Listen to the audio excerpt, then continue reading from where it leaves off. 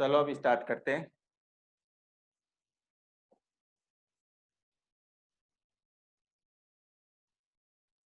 कल हो गई थी क्लास नंबर 6 हमारी, आज क्लास 7।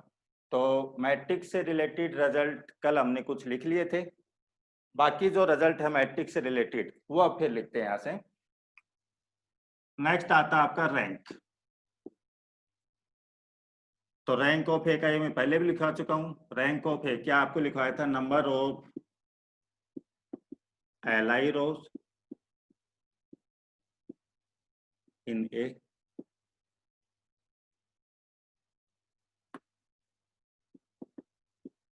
ए मैट्रिक्स में जितनी एलआई रो होंगी वो आपकी रैंक को रिप्रेजेंट करेंगी, या आप ऐसे कह सकते हो number of LI columns in A. A में कितनी एलआई रो हैं या कितनी एलआई कॉलम है वो उसके मैट्रिक्स की रैंक को रिप्रेजेंट करती है। तो कभी भी आपको लिखा हुआ कि मैट्रिक्स की रैंक 3 है तो आप उससे यही डायरेक्ट रिजल्ट निकालोगे कि उसके 3 रो आपकी एलआई होंगी और 3 ही कॉलम आपकी एलआई होंगी। नंबर ऑफ एलआई रो कैसे पता करते हो? तो मैंने आपको बता दिया था, नंबर ऑफ नॉन जीरो रो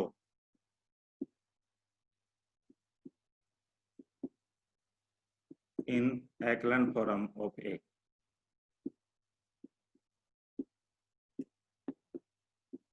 और नंबर ऑफ एलआई कॉलम कैसे पता करते हैं? तो नंबर ऑफ पाइवेट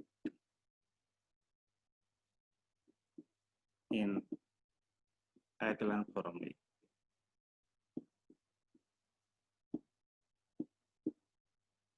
तो मैट्रिक्स की एक्लन फॉर्म बना लेंगे, उसमें जितनी रो आपकी नॉन जीरो आ रही है वो तो रिप्रेजेंट करेंगे कि नंबर ऑफ एलआई रो इतनी हमारी, और जितने प्राइवेट बन रहे हैं उसमें तो नंबर ऑफ एलआई कॉलम को रिप्रेजेंट करेगा, और दोनों नंबर आपके ऑलवेज आपके सेम होंगे। तो ये रैंक निकालने का तरीका बताया था। अब इससे रिलेटेड रिजल्ट आपके, मान लो ए मैट्रिक्स आपकी एम क्रॉस एन की है, देन तो रैंक ऑफ ए के बारे में क्या कहेंगे? Rank of A less than equal to minimum of rank of A, नहीं minimum of M N. M और एन में से जो मिनिमम नंबर होगा उतनी रैंक होगी या उससे कम रहेगी। जैसे मान लो आपकी 7 क्रॉस 10 की मैट्रिक्स दे दी, तो रैंक इसकी 10 नहीं हो सकती कभी भी। क्यों नहीं हो सकती? क्यों 10 रैंक हो गई तो इसका मीनिंग हो गया 10 कॉलम एलआई है, और 10 कॉलम एलआई है तो फिर 10 ही रोज आपकी एलआई आनी चाहिए, बट रो हमारे पास 7 ही है। तो इन दोनों का मिनिमम नंबर सिलेक्ट किया जाता है, जैसे 7 हो गया तो इसकी जो रैंक आएगी 7 या 7 से कम आपकी जो भी है।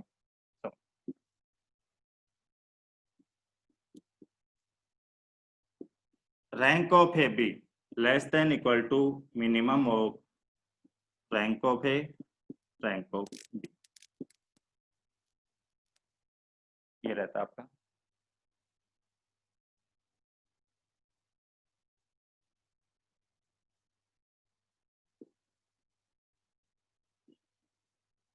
If A is invertible then rank of AB less than equal to rank of B। ये रिजल्ट आप बी के लिए भी लिख सकते हो ऐसे। क्यों है उसका मीनिंग देख लो आपका। ए इन्वर्टेबल है, ए इन्वर्टेबल होने का मीनिंग हो गया ए का इन्वर्स एग्जिस्ट कर रहा है, ए का जो डिटरमिनेंट है वो आपका नॉन जीरो है। तो ए का डिटरमिनेंट नॉन जीरो है। स्क्वायर मैट्रिक्स की बात करें तो जैसे मान लो एन क्रॉस एन की मैट्रिक्स है, तो ये तो एन हो गया आपका, एन क्रॉस एन की मैट्रिक्स है। अब बी यहाँ पर हम देखें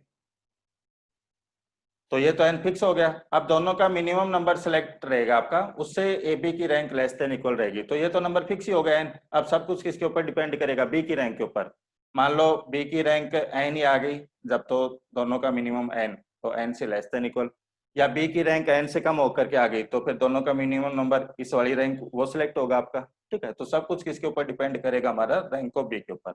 ऐसे मान लो आपको कहते हैं कि बी इन्वर्टेबल आपकी है, तो बी इन्वर्टेबल है तो ये रिजल्ट आपका बन जाएगा rank of A B less than equal to rank of A. ठीक है, तो ए बी की रैंक का एक तो ये आपका रिजल्ट है कि ए बी की रैंक जो है वो less than equal to minimum of this and so on. Let A and B are square matrix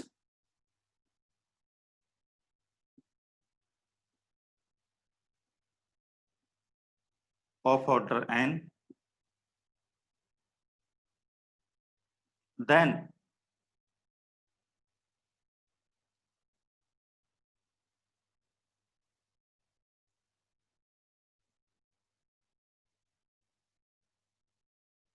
rank of A B greater than equal रहेगा आपका rank of A plus rank of B minus n. A B की जो rank आएगी वो rank of A plus rank of B minus N, इससे greater than equal रहेगी आपकी square matrix order N की है। तो फिर यहाँ से रिजल्ट को कंबाइन करके लिखेंगे, ए बी की जो रैंक है इससे तो लेस देन इक्वल रहती है और इससे ग्रेटर देन इक्वल रहती है, यानी कि मीनिंग ये आ गया ए बी की रैंक की ये तो मैक्सिमम पॉसिबिलिटी होगी कि मैक्सिमम इतनी हो सकती है आपकी, और ये आपकी मिनिमम पॉसिबिलिटी होगी। तो ये कंबाइन करके लिख लेंगे, पहले ये होता है इसका।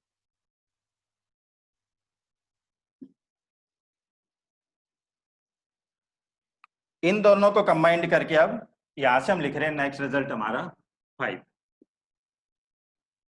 ए बी की जो रैंक है rank of A B greater than equal less than equal, तो ग्रेटर देन इक्वल तो किससे रहेगी, rank of A plus rank of B minus N, और minimum of rank of A rank of B. तो यहाँ से minimum meaning ये आ गया इसका, ए बी की जो रैंक है उसके लिए ये तो उसकी मिनिमम पॉसिबिलिटी होगी कि इससे तो ग्रेटर देन इक्वल रहेगी, और ये उसकी मैक्सिमम पॉसिबिलिटी होगी कि इससे लेस देन इक्वल रहेगी। तो ये तो आपकी आ गई मिनिमम पॉसिबिलिटी, और ये आपकी आ गई maximum possibility.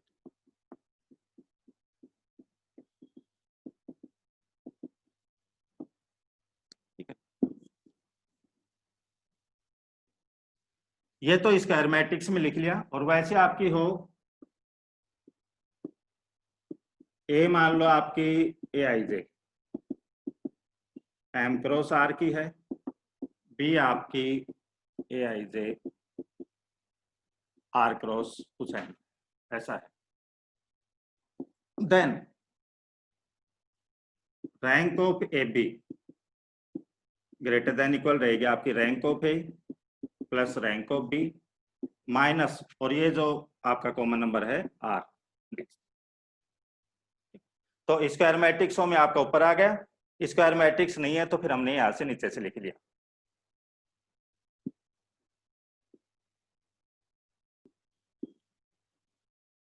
Rank of A B can never be exceed rank of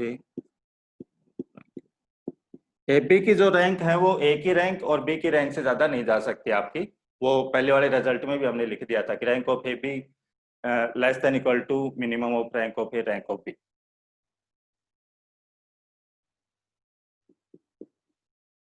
rank of A rank of A transpose और रैंक ऑफ ए ट्रांसपोज, ये आपका सेम ही रहता है। आपका ए मैट्रिक्स की रैंक निकालो या ए ट्रांसपोज की रैंक निकालो या ए ट्रांसपोज की रैंक निकालो, वो आपका सेम रहता है।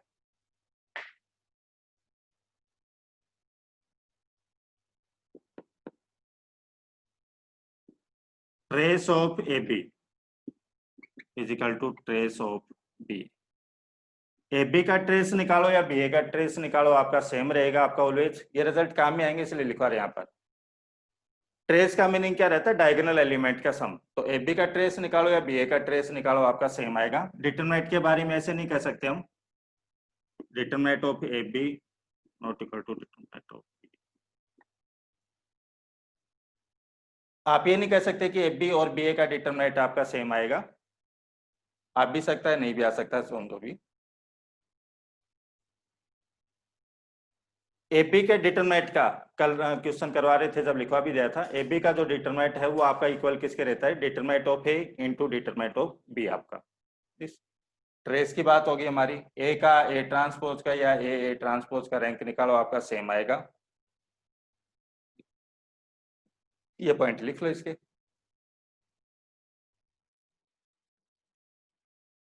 तो लास्ट वाले में एक करेक्शन है, ए बी का डिटरमिनेंट बी ए के डिटरमिनेंट के इक्वल रहेगा आपका। वो रैंक का लिखवा दिया था, नॉट इक्वल आपका क्यों रहता है वो आपका यहाँ से कर भी सकते हो। ए बी का डिटरमिनेंट आपका determinant of A into determinant of B, और बी ए का डिटरमिनेंट आप निकालोगे तो determinant of B into determinant of A, वो तो सेम ही है आपका, नंबर कैसे मल्टीपल करो। तो डिटरमिनेंट आपका सेम रहता है ए बी और बी ए का। रैंक के बारे में, रैंक का लिखवा रहे थे, रैंक का कोई जरूरी नहीं कि आपकी सेम आई, ए बी की रैंक और बी ए की रैंक आपकी सेम आई, वो कोई जरूरी नहीं।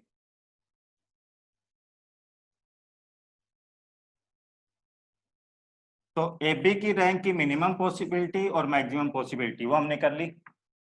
नेक्स्ट आपका rank of A plus B can never be exceed sum of rank of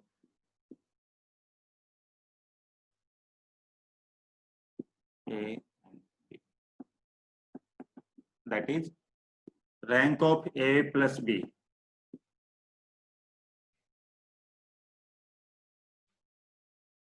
less than equal to rank of A plus rank of B. इससे ज्यादा नहीं जा सकता आपका। तो A प्लस बी की जो रैंक होगी वो rank of A plus rank of B, इससे आपकी लेस देन इक्वल रहेगी। तो ये तो इसकी मैक्सिमम पॉसिबिलिटी होगी कि ज्यादा से ज्यादा इतनी रह सकती है आपकी।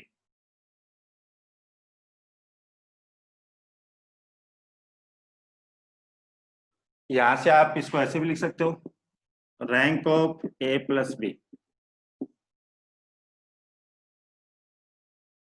भी ऐड होंगी तो आपका दोनों सेम ऑर्डर की मैट्रिक्स रहेंगी। स्क्वायर मैट्रिक्स में बात करोगे तो एन क्रॉस एन की, या वैसे है तो पहली जैसे 2/3 की है तो सेकंड भी 2/3 की। इसकी मिनिमम पॉसिबिलिटी क्या है और मैक्सिमम क्या है, स्क्वायर मैट्रिक्स के लिए लिख रहे हैं rank of A minus rank of B, इसका मोड इससे तो ग्रेटर देन इक्वल रहेगी, और maximum possibility minimum of N और comma rank of A plus rank of B. आप यहाँ लिख भी सकते हो where A and B are square matrix of order N. N order की आपकी स्क्वायर मैट्रिक्स है तो उसकी मैक्सिमम पॉसिबिलिटी तो क्या रहेगी, जितने ऑर्डर की मैट्रिक्स है 7/7 की है जैसे मान लो, तो 7 तो ये आ गया, और ए की रैंक और बी की रैंक अलग अलग निकाल के ऐड करें, उन दोनों में से जो मिनिमम नंबर होगा वो सिलेक्ट करेंगे। ये नहीं कि जैसे मान लो ए आपकी 7x7 की मैट्रिक्स है, ए की रैंक 6 है और बी की रैंक 5 है, तो दोनों की रैंक का सम करेंगे 11, तो ये नहीं कि 11 से लेस देन रहेगी। जब दोनों मैट्रिक्सों को ऐड करेंगे तो नई मैट्रिक्स आएगी, वो भी 7x7 की आएगी, तो 7 से ज्यादा तो जा ही नहीं सकती आपकी। तो 7 और इन दोनों का सम, इनमें से जो मिनिमम नंबर रहेगा वो सिलेक्ट करेंगे, तो ए प्लस बी की रैंक उससे लेस देन इक्वल रहेगी, या उसकी मिनिमम पॉसिबिलिटी देखें तो ये आपकी आगे।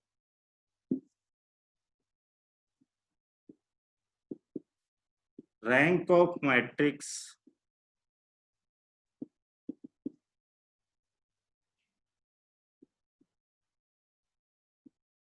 remains unchanged by multiplying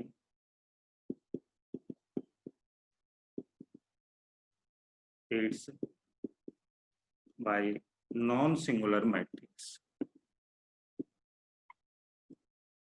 यदि किसी नॉन सिंगुलर मैट्रिक्स से मल्टीप्लाई करते हैं किसी मैट्रिक्स को, नॉन सिंगुलर यानी कि डिटरमिनेंट नॉन जीरो हमारा, नॉन सिंगुलर मैट्रिक्स से मल्टीप्लाई करते हैं किसी मैट्रिक्स को, तो उसकी रैंक में कोई चेंज नहीं आएगा। तो rank of matrix remains unchanged by multiplying it's by non singular matrix.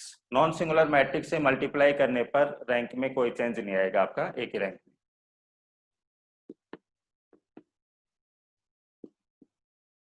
Rank of matrix में और may not be changed by its multiplying by singular matrix।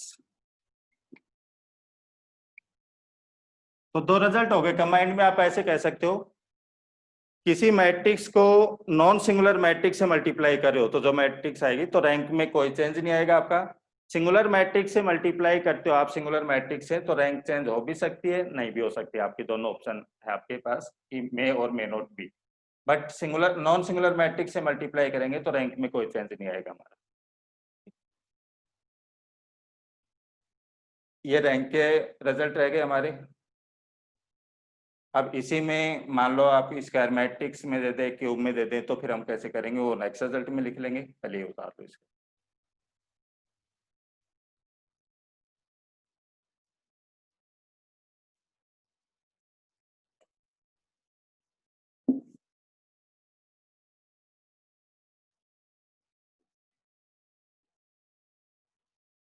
Next result आपका let A B idempotent matrix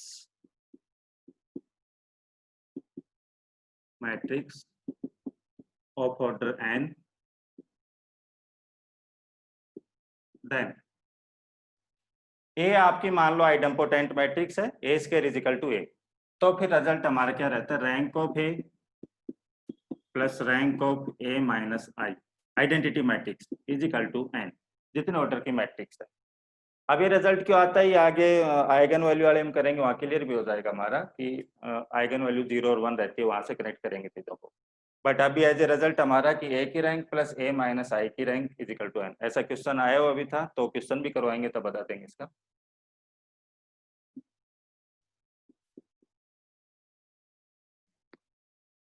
idempotent matrix क्या हो गया आपका, मान लो M matrix आपकी ऐसी है ए बी 0 सी। ए कोई अंदर ब्लॉक आपका कोई मैट्रिक्स आपकी है, स्क्वायर मैट्रिक्स बी कोई है, या जीरो का मीनिंग जीरो मैट्रिक्स, सी आपका सी कोई मैट्रिक्स है आपकी स्क्वायर मैट्रिक्स।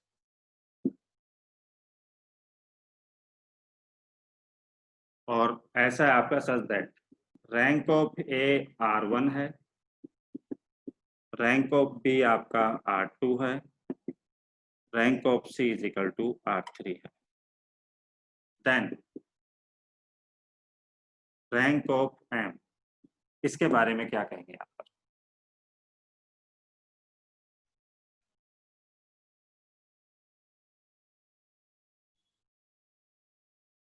कि रैंक ऑफ एम के बारे में क्या डिस्कस लिखेंगे यहाँ पर? आप इसको समझने के लिए ऐसे समझ सकते हो, जैसे मान लो ये 2x2 की मैट्रिक्स है कोई यहाँ पर,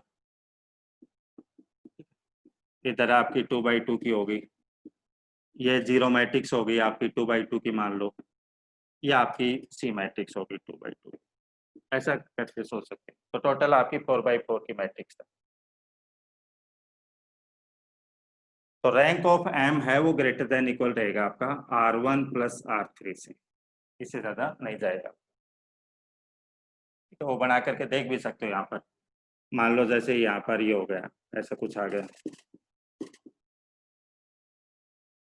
अब यहाँ रैंक 1 दे रखी है, यहाँ रैंक 2 दे रखी है। अब टोटल मैट्रिक्स की रैंक निकालोगे तो ये रो नॉन जीरो है, दो रो ये आपकी नॉन जीरो हो गई, तो ये तीन रो तो आपकी नॉन जीरो कम से कम रहेंगी आपकी, उन दोनों का सम किया है वो तो कम से कम रहेंगी, उससे ज्यादा भी हो सकती हैं। जैसे आप टोटल की बात करो तो हो सकता है कि यहाँ 0 0 आ जाए तो ये टोटल आइडेंटिकल जीरो बन जाए, जब तो बराबर ही रह जाएगा आपका।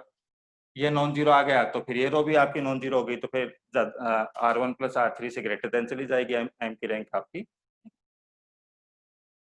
तो एम की जो रैंक होगी इस वाली रैंक के ऊपर और इस वाली रैंक के ऊपर, इन दोनों का सम जो आएगा उससे ग्रेटर देन इक्वल आपका।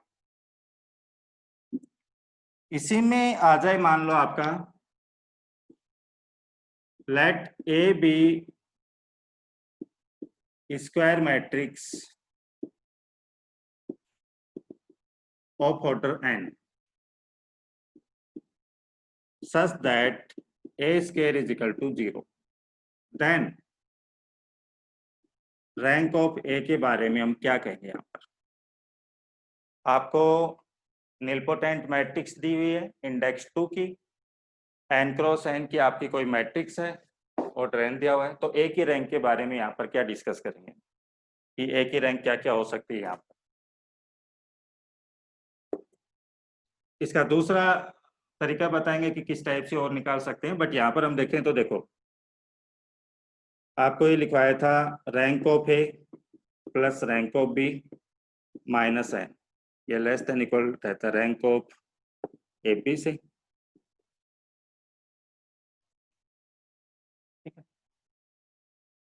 Less than equal to minimum of rank of A rank of B.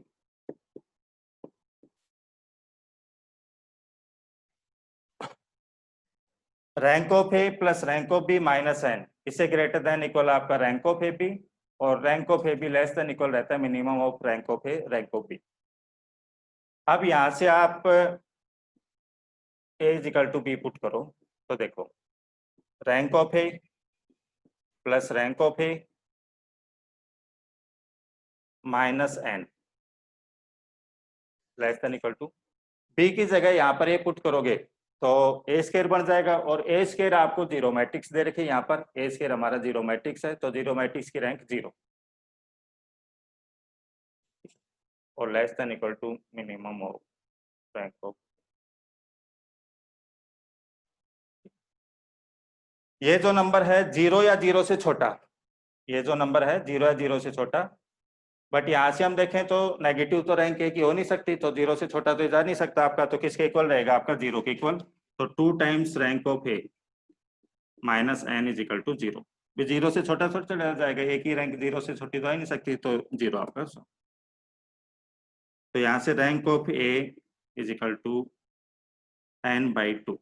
अब एन मान लो आपका 7/7 हो तो 3.5 ऐसे रैंक तो हो नहीं सकती, तो इसका ग्रेटेस्ट इंटीजर। तो ए की रैंक के बारे में क्या कहेंगे यहाँ पर n/2, और जो ग्रेटेस्ट इंटीजर आएगा आपका 20। अभी क्वेश्चन कैसे बनेगा इसके ऊपर वो भी करवा देंगे, और दूसरा तरीका भी इसका कि डायरेक्ट हम कैसे निकाल सकते हैं इसका, तो वो भी बताएंगे इसमें, पहले उतार दो। एक तो ये इसमें चल ही रहा है कि कोई भी क्वेश्चन पूछ, इसका देखो दोबारा आपका rank of A plus rank of B minus n, ये इससे लेस देन रहता है आपका, ए बराबर बी पुट करो आप, तो ए बराबर बी पुट करें इसमें, तो rank of A plus B की जगह ही पुट करें हम, ए की निकालनी है तो कुछ भी पुट करो, सेटिस्फाई ऑलवेज होगा ये, तो rank of A minus n किससे लेस देन इक्वल आपका जीरो से। अब ए की रैंक नेगेटिव तो हो नहीं सकती आपकी कुछ भी, तो यहाँ तो नंबर कुछ भी जीरो हो तो भी चलेगा आपका, वन है तो भी चलेगा, टू है तो भी चलेगा, बट ए की रैंक का कुछ नहीं पता, नेगेटिव नहीं हो सकती आपकी, तो यहाँ तो इक्वल का साइन आएगा। अब ये किससे लेस देन है आपका, जीरो से लेस देन, यहाँ पर आपका लेस देन का साइन है, less than equal to zero चल रहा है आपका, तो रैंक ऑफ ए एन को इधर ले आओ आप और टू को इधर ले आए, तो n/2 लेस देन इक्वल का साइन है यहाँ पर, इक्वल नहीं लेस देन इक्वल दोनों चल रहे हैं, तो रैंक ऑफ ए किससे लेस देन इक्वल रहेगी n/2 से। अब ऑड ऑर्डर की है, मान लो आपकी ऑड ऑर्डर की है, तो ऑड ऑर्डर की है यहाँ पर, तो फिर मान लो आप 5 ऑर्डर की ले लो, तो 5/2 2.5 तो रैंक हो नहीं सकती आपकी, तो उसका ग्रेटेस्ट इंटीजर सेलेक्ट किया जाता है आपका, कि जस्ट नीचे कौन सा इंटीजर आ रहा है आपका वो नंबर यहाँ पर सेलेक्ट किया जाता है। रितु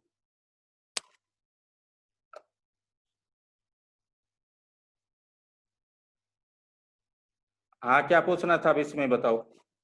तो सर ये जो ए की रैंक है वो n/2 एग्जैक्ट थोड़ी होगी, उससे कम भी तो हो सकती है, जैसे 2 हुई तो 1 भी तो हो सकती है ए की रैंक, जैसे n5 हुआ तो ए का तो एग्जैक्ट n/2 का थोड़ी बताए, ग्रेटेस्ट ए की इंटीजर 2 रैंक हो का गया। ए की रैंक का एग्जैक्ट थोड़ी बताए, इससे लेस देन इक्वल रहेगी आपकी उतनी या उससे कम, ये तो लिखा है, अच्छा। एग्जैक्ट थोड़ी बताया कि लेस देन इक्वल लिखा है हमने।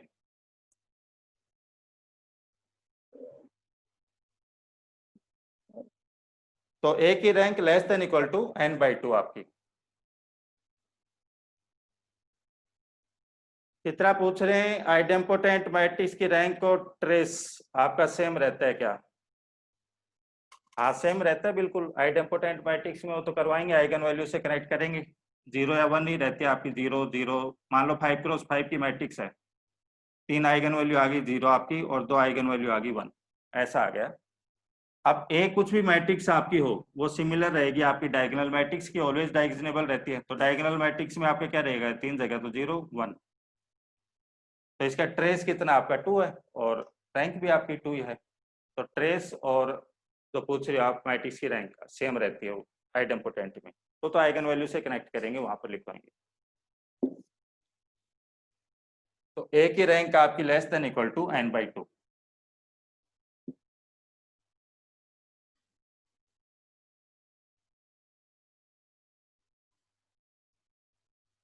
अब इसको करने के क्वेश्चन करने के इस टाइप का आ जाए तो देखो किस टाइप से आप सोचोगे। ए मान लो आपकी है 7x7 की मैट्रिक्स सच दैट और ए स्क्वायर इज इक्वल टू 0 दिया हुआ है।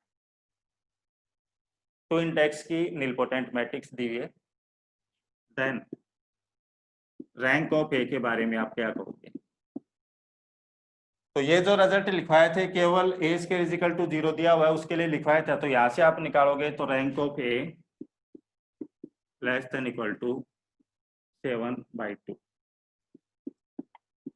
3.5 और उसके जस्ट नीचे कौन सा इंटीजर आ रहा है आपका 3, तो rank of A less than equal to 3।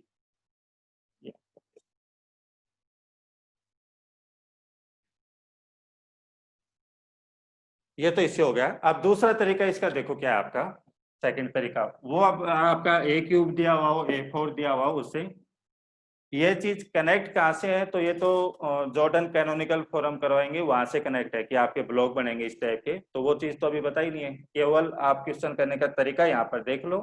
अब ये होता कैसे इसका प्रूफ चाहिएगा, तो प्रूफ फिर हम जॉर्डन कैनोनिकल फॉर्म में करेंगे। इसी क्वेश्चन को आप दूसरे तरीके से कैसे कर सकते हो वो चीज मैं बताता हूँ। कितने इंडेक्स का निलपोटेंट दिया हुआ आपको? 2 इंडेक्स का, तो एक नंबर तो आपको 2 लिखना है। जितने इंडेक्स का आपको गिवन है एक नंबर तो वो का वही लिखना आपको। 2 है तो 2 लिख देंगे। अब टोटल मैट्रिक्स कितने ऑर्डर की आपकी 7 की, तो 2 तो आपने काम में ले लिया, बच कितने गए आपके पास में 5। अब 5 के आप ये देखो मैक्सिमम से मैक्सिमम पार्टीशन कैसे कर सकते हो, तो 5 का मैक्सिमम से मैक्सिमम पार्टीशन करूंगा तो 1 1 1 1 1 5 टुकड़े कर सकते हैं 5 के। एक तो ये हो गया, एक 2 लिख लो, ठीक है। कितने नंबर बच गए 5, 7x7 की 5। उसके मिनिमम से मिनिमम पार्टीशन टुकड़े कैसे कर सकते हो आप, तो 5 के मिनिमम से मिनिमम करो आप तो 2 2 1, इससे कम नहीं कर सकते आप। 5 का करना है, ज्यादा से ज्यादा इतने कर सकते हो, कम से कम इतने कर सकते हो। 2 से ज्यादा काम में नहीं लेना है, जो 2 नंबर यहाँ पर आ गया उससे ज्यादा नंबर काम में नहीं लेना आपको, ठीक है। 2 2 1 5 के ऐसे कर सकते हैं, 5 के ज्यादा से ज्यादा टुकड़े करें तो ये कर सकते हैं। बाकी और टुकड़े कैसे कर सकते हैं आप, ऐसे कर सकते हो 3 1 1, नहीं 3 तो आपका आएगा नहीं क्योंकि 2 आपका यहाँ दिया हुआ है, तो ये तो कर नहीं सकते। और कैसे कर सकते हो आप 2 1 1 1, तो इसमें तो 4 टुकड़े हो गए, तो वो नहीं करना हमको। हमको तो केवल 2 ही पॉसिबिलिटी लिखनी है कि मैक्सिमम से मैक्सिमम कितने टुकड़े कर पा रहे हैं और मिनिमम से मिनिमम कितने टुकड़े कर पा रहे हैं पार्टीशन। तो 5 के मैक्सिमम से मैक्सिमम तो इतने पार्टीशन कर पाएंगे 5, और मिनिमम से मिनिमम 2 2 1 3 पार्टीशन कर पाएंगे। 2 से ज्यादा नंबर काम में नहीं लेना, ये ध्यान रखना आपको। ये 2 पॉसिबिलिटी आपको लेनी है, एक ये और एक ये, ठीक है। अब आपको क्या करना है, यहाँ टोटल पार्टीशन कितने हो गए टोटल, तो 5 तो ये हो गए और एक ये हो गया 6। यहाँ टोटल पार्टीशन कितने हो गए 4 तो ये हो गया और एक ये हो गया, 3 तो ये हो गए और एक ये हो गया 4। ये जो आपकी पॉसिबिलिटी आती है, ये आती है आपकी नल्टी की, नल्टी 4 से तो ग्रेटर देन होगी, और यहाँ से 5 और एक 6 से लेस देन। और rank plus nullity is equal to 7 आपका, rank plus nullity is equal to 7, तो वहां से फिर रैंक आपको पता चल जाएगी। रैंक 6 है, नहीं सॉरी नल्टी 6 है तो रैंक 1 हो जाएगी, और नल्टी 4 है तो फिर रैंक आपकी 3 हो जाएगी। तो यहाँ से भी ये आया आपका कि रैंक ऑफ ए जो है वो लेस देन इक्वल टू 3 आ गया आपका। सेम वही चीज यहाँ पर आई थी आपकी, बट यहाँ से एक बेनिफिट और मिल गया, 3 से कम है तो फिर कहाँ तक जाएगी 2 1 0 जहाँ तक जो भी आपका, तो 1 तक हो सकती है आपकी सोम। तो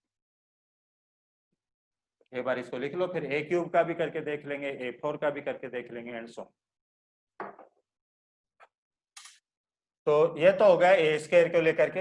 अब ये तरीका, ये केवल ए स्क्वायर वाले में काम में लेना, ये वाला तरीका तो हमको, बाकी ये आप कहीं भी काम में ले सकते हो। अब जैसे मान लो इसी में आपको दे देता a³ is equal to 0, a³ is equal to 0, तो फिर ये फॉर्मूला काम में नहीं आता, फिर हम इसी के अकॉर्डिंग करते थे। कैसे करते देखो, समझो इसको, ये चीज वापिस क्लियर हो जाएगी। एक नंबर तो यही काम में लेना है जो यहाँ पर आपको इंडेक्स दिया हुआ है, तो 3 आपका हो गया। बच कितने गए आपके पास में 4, क्यों 7x7 की मैट्रिक्स है, अब 4 के ज्यादा से ज्यादा कितने पार्टीशन कर सकते हैं, कितने टुकड़े कर सकते हैं? तो 4 के तो आप करोगे 1 1 1 1, इससे ज्यादा नहीं कर सकते। आपको दो ही पॉसिबिलिटी लिखनी है, ज्यादा से ज्यादा कितने पार्टीशन कर सकते हैं उसके, और कम से कम कितने कर सकते हैं। बट इस नंबर से ज्यादा नंबर आपको काम में नहीं लेना, ये भी ध्यान देना। ये तो मैक्सिमम वाला हो गया, कितने ज्यादा टुकड़े कर सकते हैं। 3 नंबर एक तो हो गया आपका, बच गए 4। 4 के कम से कम कितने टुकड़े कर सकते हैं? तो कम से कम हम करें तो 3 और 1, 2 टुकड़े कर सकते हैं। इससे कम तो नहीं कर सकते, इससे कम तो क्या होगा, 4 ही होगा। 4 तो काम में नहीं ले सकते। हाँ 2 2 कर सकते हो, जब भी 2 ही हो रहे आपके। आप करो कि सर 2 1 1, तो वो तो 3 पार्टीशन हो गए, हमको तो कम से कम पार्टीशन वाला लिखना था, तो कम से कम तो यही होगा आपका। 3 1 लिख सकते हो और 2 2 भी लिख सकते हो, वो कोई दिक्कत नहीं। बट 2 से कम नहीं कर सकते आप पार्टीशन। तो पार्टीशन हो गए इसके 4 के, उससे कम पार्टीशन नहीं कर सकते आप, टुकड़े नहीं कर सकते। ये रिप्रेजेंट करता है नल्टी को। तो नल्टी देखो किससे लेस देन इक्वल, यहाँ टोटल टुकड़े कितने हो गए, 1 2 3 3, तो 3 से तो ग्रेटर देन रहेगी। यहाँ 1 2 3 4 5 5, तो नल्टी आपकी 3 से ग्रेटर देन और 5 से लेस देन। अब नल्टी का पता चल गया है तो रैंक हम अपने आप बता देंगे। जब नल्टी 5 है तो रैंक 2 आएगी, 7 क्रॉस 7 की है, और नल्टी 3 है तो रैंक 4 आएगी। 4 आएगी। तो रैंक का यहाँ पर ऑप्शन आ जाए कि किससे लेस देन इक्वल होगी, तो 4 से लेस देन होगी या इक्वल होगी। बट 4 से कम कहाँ तक जा सकती है, तो 2 से कम नहीं जा सकती। अब आपके एग्जाम में आ जाए यहाँ ऐसा क्वेश्चन और ये दे दे कि rank of A can not be 1 2 3 4, तो 2 हो सकती है यहाँ से, ए की रैंक 3 हो सकती है, 4 भी हो सकती है, 1 कभी नहीं आ सकती है यहाँ पर। इस टाइप से आपके एग्जाम में क्वेश्चन बन सकता है। इसी को और क्लियर कर लें, तो जैसे मान लो आपको कंडीशन दे दी ए 4 इजिकल टू 0, मान लो ये दे दी कंडीशन।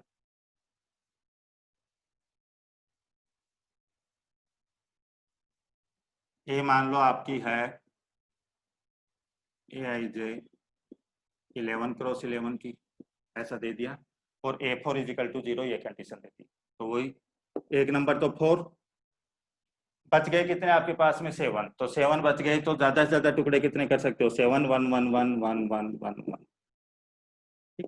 एक नंबर तो 4, 7 के कम से कम टुकड़े कितने कर सकते हैं, 4 से ज्यादा नंबर आपको काम में नहीं लेना है, तो एक तो 4 लिख दो और एक 3 लिख दो, 2 पार्टीशन। इससे कम आप कर नहीं सकते। बाकी आप कहोगे सर 7 का तो हम ये कहते हैं 2 2 3, तो उसमें तो 3 पार्टीशन हो गए, हमको तो कम से कम वाली पॉसिबिलिटी लिखनी है। आपको दो ही पॉसिबिलिटी लिखनी है कि ज्यादा से ज्यादा कितने पार्टीशन कर सकते हैं और कम से कम कितने पार्टीशन कर सकते हैं। और उसमें ये ध्यान रखना है कि यहाँ जो नंबर आपने लिख दिया उससे ज्यादा नंबर आपको काम में नहीं लेना है। ये आपका बताएगा नल्टी की पॉसिबिलिटी। कितने पार्टीशन हुए टोटल, यहाँ पर 3, यहाँ टोटल कितने हो 7, तो ये हो गए, एक ये बन गया आपका 8। अब टोटल 11 आपका है, जब रैंक नल्टी 8 है तो रैंक आपकी 3 होगी, और ये है तो 8 होगी। सो तो रैंक आपकी 3 से ग्रेटर देन और 8 से लेस देन। तो 2 रैंक नहीं हो सकती यहाँ पर, 1 रैंक नहीं आ सकती, एक ही रैंक के बारे में बता रहे हैं। ठीक है। तो अब ये टुकड़े क्यों कर रहे हैं इस टाइप से, तो वो जॉर्डन कैनोनिकल फॉर्म में ब्लॉक बनते हैं हमारे कि ये पॉसिबिलिटी इसकी जैसी फॉर्म ये बन सकती है, उस अकॉर्डिंग फिर हम यहाँ पर लिखते हैं। तो अभी तो केवल तरीका बताया कि आप एग्जाम में आ जाए तो इस टाइप से आप कर सकते हो ये।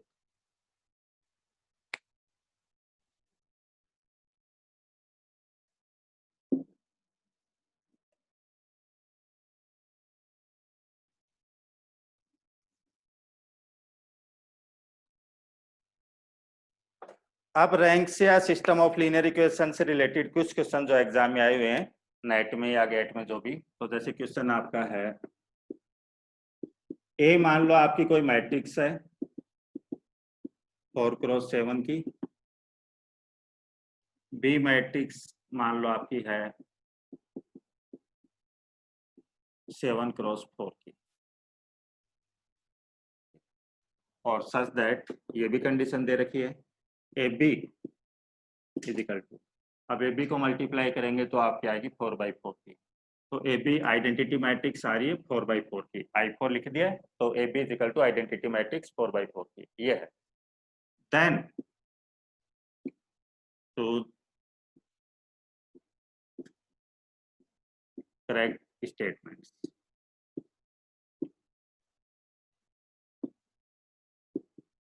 Rank of A is equal to 4,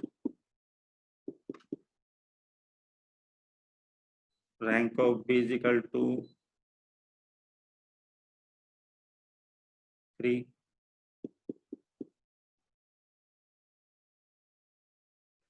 nullity of B is equal to 0,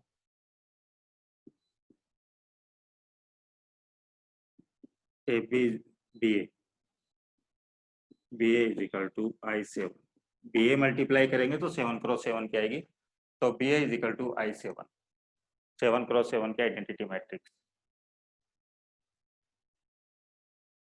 इनमें बताओ कौन सा ऑप्शन आएगा आपका?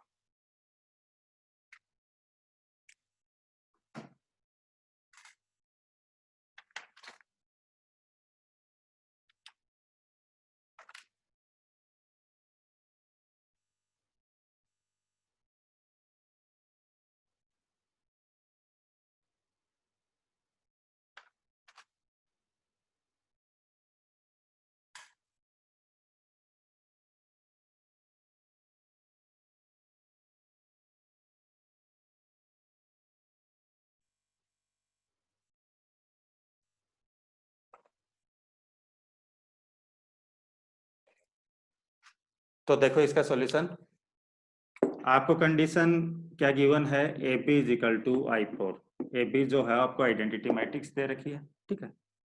Rank of A B less than equal to minimum of rank of A, rank of B,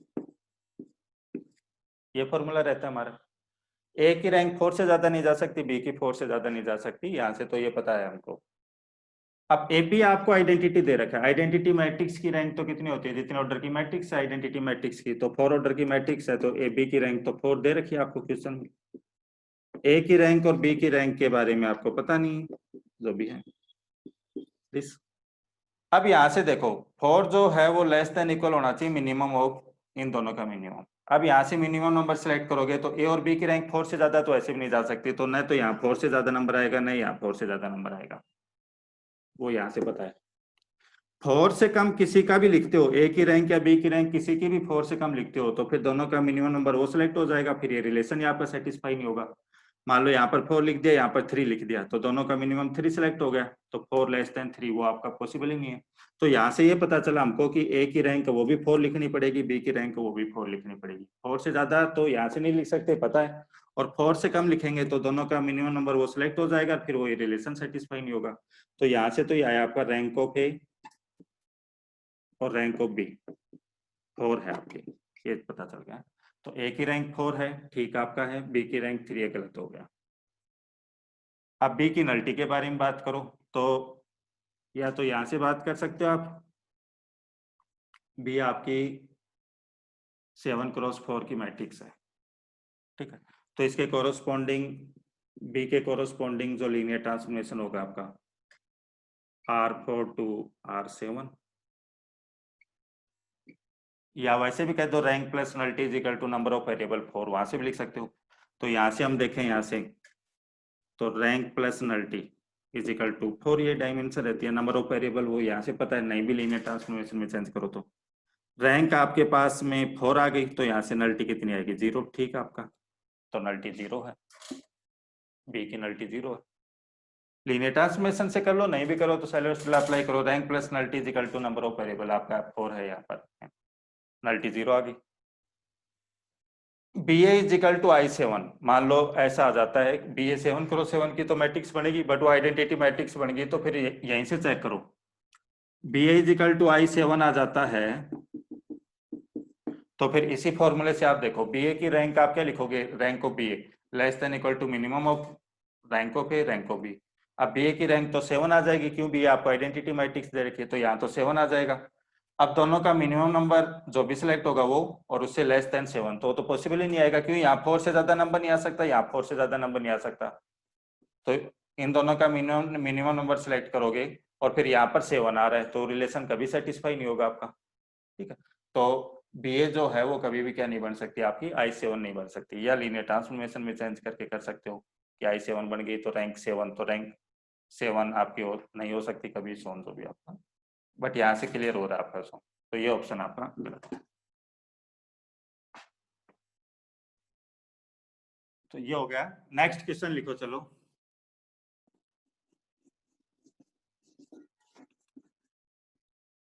let A and B are square matrix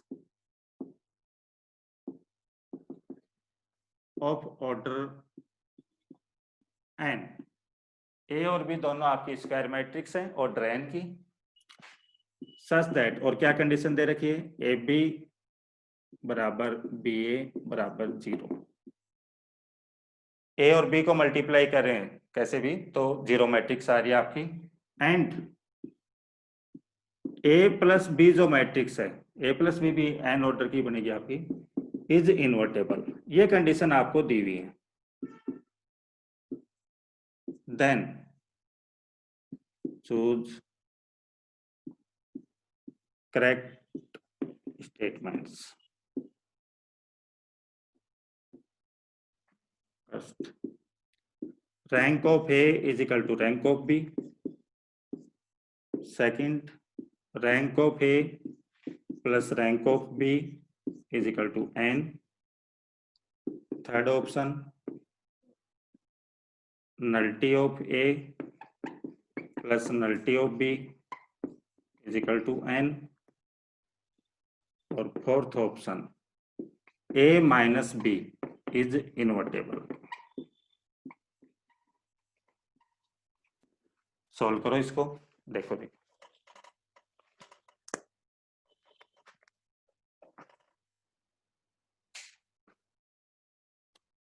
A B आपको square matrix दे रखे हैं, तीन कंडीशन आपको गिवन है, ए बी बराबर 0 दे रखा है, बी ए बराबर 0 दे रखा है, ए प्लस बी आपको इन्वर्टेबल दे रखा है। इन कंडीशनों से क्या क्या चीजें पता चलती हैं।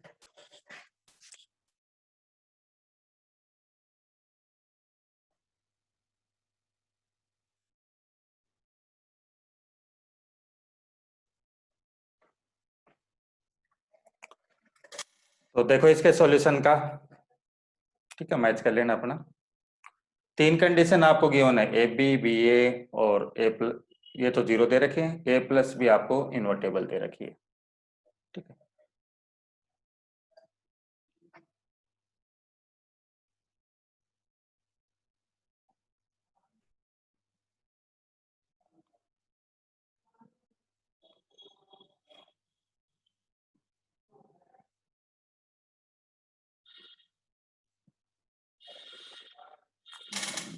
पंकज शर्मा, ठीक है।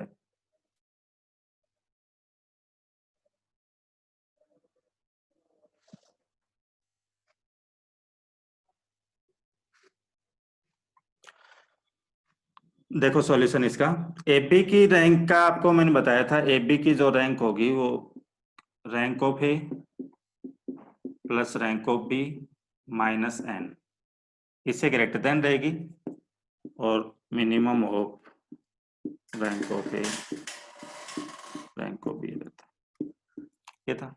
अब यहां से देखो, तो rank of A plus rank of B minus N less than, A B आपको क्या दे रखा है, ए बी यहाँ पर 0 मैट्रिक्स दे रखी है, ए बी क्या दे रखी है, 0 मैट्रिक्स, तो 0 मैट्रिक्स की रैंक 0, तो यहाँ से rank of A plus rank of B minus N, वो किससे लेस देन इक्वल आ गया आपका 0 से, ये हो गया आपका। तो rank of A plus rank of B minus N less than equal to 0, exact 0 का यहाँ पर कहेंगे या नहीं कहेंगे कि एग्जैक्ट 0 है या नहीं है, तो उसके लिए और निकाल लो। मैंने लिखवाया था rank of A plus B, तो यहां से चलो इसी से रिजल्ट से निकालो, यहां से rank of A plus rank of B किससे लेस देन इक्वल आ गई आपकी एन से, इक्वेशन 1 इसको दे लो, ठीक है। या rank of A plus rank of B less than equal to N, ये चीज काम में ले ली हमने। अब ये भी दे रखा है कि ए प्लस बी इनवर्टेबल है, तो यहीं से आप देख सकते हो also rank of A plus B इससे ग्रेटर देन इक्वल आपका रहता है rank of A plus rank of B, ये आपको लिखा है रिजल्ट है कि ए प्लस बी की रैंक दिस। अब ए प्लस बी आपको इन्वर्टेबल दे रखी है, ए प्लस बी इन्वर्टेबल है, ए प्लस बी इन्वर्टेबल है, तो ए प्लस बी की जो रैंक होगी, A plus B N order की बनेगी आपकी, तो ए प्लस बी की रैंक कितनी रहेगी आपकी एन, तो ए प्लस बी की rank N greater than rank of A plus rank of B.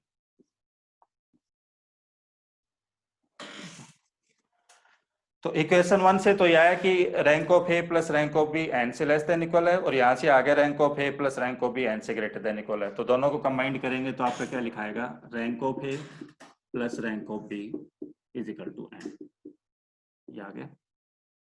अब रैंक आ गया तो नल्टी का यहीं से आ जाएगा, rank plus nullity is equal to N रहता है। तो यहाँ से मैं rank of A plus nullity of A is equal to N, तो वहां से रैंक ऑफ ए मैं लिखूं तो क्या लिखा जाएगा आपका, rank of A N minus nullity of A. ऐसे इसका लिखा जाएगा N minus nullity of B is equal to N.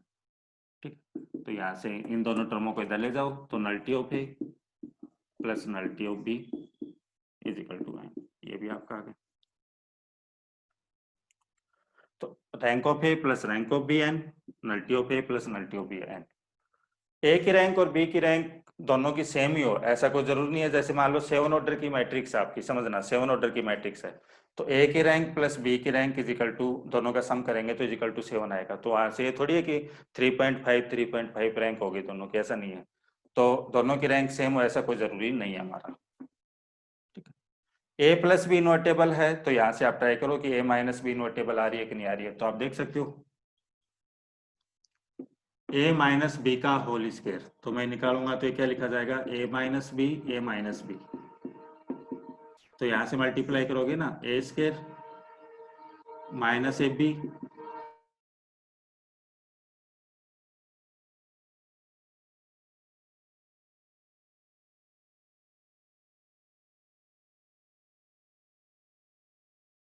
A B आपको 0 दे रखा है, बी आपको 0 दे रखा है, ठीक है। तो 0 हो गया, तो ए स्क्वायर प्लस बी स्क्वायर ये आ गया। और आप ए प्लस बी का होल स्क्वायर निकालोगे जब भी यही आएगा आपका, ए प्लस बी का होल स्क्वायर निकालोगे तब भी यही वैल्यू आएगी आपकी।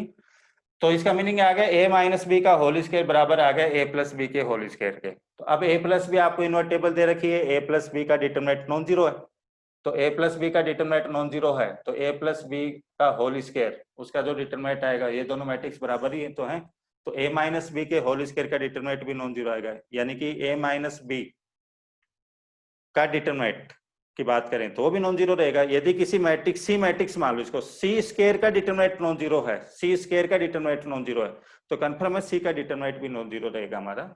तो वहां से हम कहेंगे कि ए माइनस बी भी कैसी रहेगी आपकी, इनवर्टेबल रहेगी। ए माइनस बी का डिटरमिनेंट नॉन जीरो रहेगा। क्यों रीजन रहेगा, क्यों ए प्लस बी का डिटरमिनेंट नॉन जीरो दिया हुआ है, तो वो चीज यहाँ से, तो ये भी आपका करेक्ट है।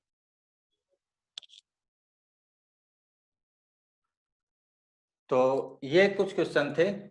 अब कल से सीट वाले क्वेश्चन सोल्व करना स्टार्ट करेंगे हम 2 क्लासों में। इसके केवल अब जो थ्योरी पढ़ाई आपको, इससे रिलेटेड जो भी असाइनमेंट आपको दी है उससे रिलेटेड क्वेश्चन रहेंगे आपका, ठीक है। तो कल से केवल प्रॉब्लम सॉल्व क्लास रहेंगी हमारी। बता दिया असाइनमेंट में जो भी प्रॉब्लम हो आप मैसेज छोड़ देना, क्लास में सोल्व करवा देंगे आपको। लाइव क्लास वालों का बेनिफिट ये है कि ऑप्शन में डाउट हो साथ के साथ पूछ सकता है, बाकी रिकॉर्डेड में कुछ क्वेश्चनों का रिकॉर्ड करेंगे, कुछ का नहीं करेंगे, ठीक है। ये रहेगा। तो आज की क्लास इतनी रहेगी आपकी।